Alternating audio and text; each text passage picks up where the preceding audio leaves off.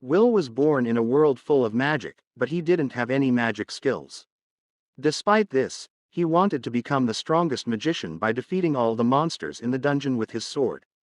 He lived in a place where magic was highly valued, and even though he got into a top academy, people doubted how he could succeed without magic.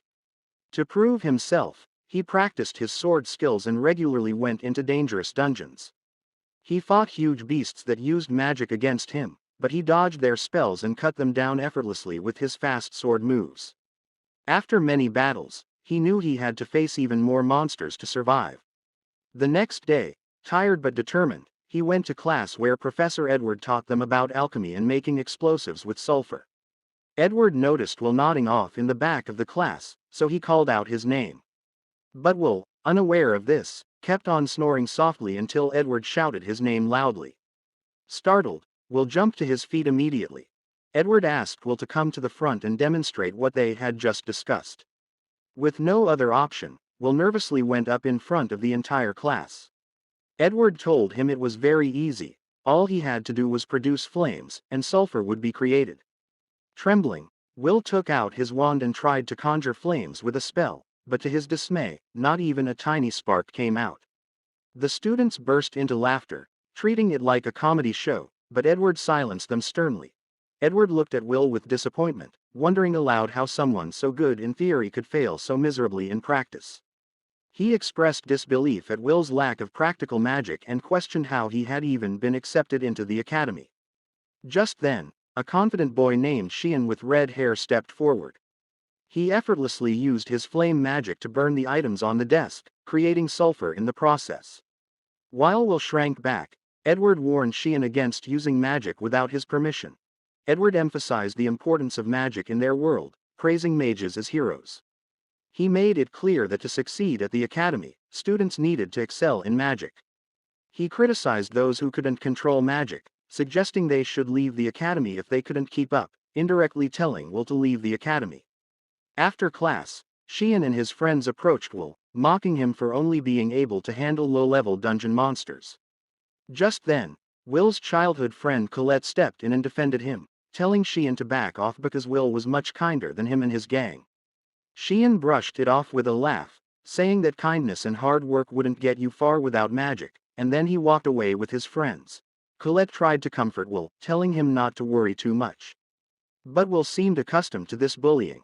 He then looked up at the sky and admired its beauty. Years ago, humans lived under a darkness cast by evil spirits, fearing their shadow. Then, 5 legendary mages known as Magia Vanders bravely fought these spirits and liberated humanity, revealing the true sky once more. The title of Magia Vanders now belonged to the world's most powerful mages. Will recalled a promise he made with his childhood friend Elfaria, who used to show him storybooks about the Magia Vanders. They vowed to become Magia Vanders themselves someday.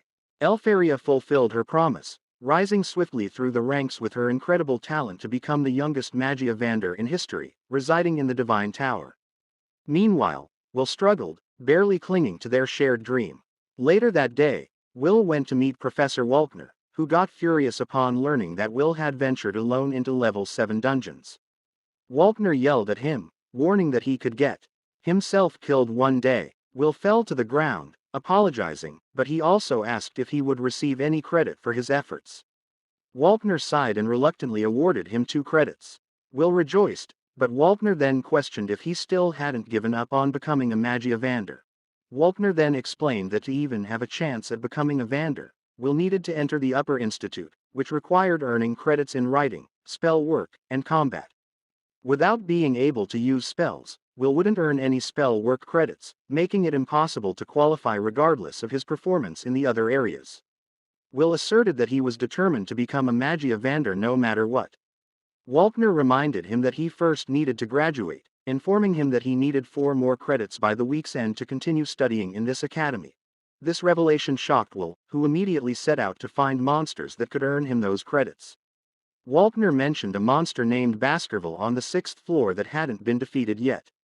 Overjoyed, Will hugged his teacher.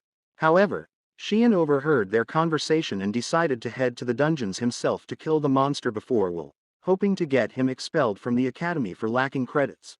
Later that evening, Will entered the cave with his familiar Kiki, instructing her to use her keen sense of smell to locate the monster.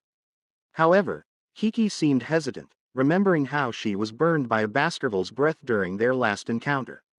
On the other hand, Sheehan and his friends also ventured into the 6th floor, determined to find the beast before Will to sabotage his chances. One of Sion's followers, with distinctive pink hair, questioned the wisdom of just 3 mages tackling the 6th floor. Sheehan angrily dismissed him, asserting his own skills and ordering them to use their scan magic to pinpoint the monster's location. Suddenly, a massive monster emerged and struck the spiky-haired boy so hard that he was flattened against the wall. Sheehan was left frozen in shock, unable to move, while the pink-haired follower screamed in terror. Will heard the scream and instantly jumped to his feet, running with lightning speed towards the noise, worried someone was hurt. Turning a corner, he found Sion on the ground, casting fire blasts at a monstrous creature known as the Sentinel. However, the monster seemed unfazed by the flames and continued advancing towards the terrified Sheehan. Recognizing the Sentinel as an incredibly strong monster worth 10 credit scores, Will wondered why it was in such a low-level dungeon. He realized Sheehan's magic was ineffective against the creature, which ignored the fire blasts aimed at it.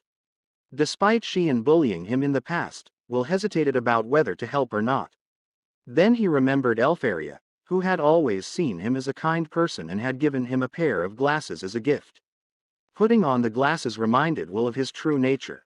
As the monster raised its weapon to strike Sheehan down, Will intervened just in time, blocking the attack and forcing the monster away to save Sheehan's life. Meanwhile, back at the academy, Edward entered Walkner's room and urgently instructed him to send his familiar into the dungeons, telling him that Sheehan and his followers had entered the 6th floor without permission. Walkner understood the gravity of the situation but assured Edward not to worry, as Will was also on the same floor in the dungeon. Will clashed repeatedly with the monster, skillfully blocking its attacks and maneuvering around it. With a swift slash, he cut off one of the monster's fingers, enraging it further. The monster tried to strike back, but Will dodged effortlessly, moving with agility like an eagle in flight. He gets blasted back and then the monster throws rocks at him, but he cuts through them easily. He jumps around the monster and lands on its back, then stabs it through the neck. The monster starts flailing and Sheehan is shocked to see Will's abilities. Back at the academy, Edward is also shocked. Walkner says that Will is an outcast because he has no magical abilities but he has super strength, toughness like a dwarf, and a brain that learns attack patterns just by looking once. They watch as Will slashes off the monster's arm and calmly walks to a giant sword on the ground. Will picks it up effortlessly. Walkner tells Edward that in a world of magic, Will is the only warrior. The monster shoots an energy beam, but Will blocks it with the giant sword and slashes the monster into pieces. Will then helps Sion, who looks shocked, while Edward screams that someone without magic can't surpass a magician and storms off. Walkner realizes that Edward can't accept reality. He knows Will's story will become legend, turning Wistoria into a place where swords and wands meet. After returning from the dungeon, Professor Walkner gets mad at Will, but then he awarded 10 credit points to him for defeating that monster.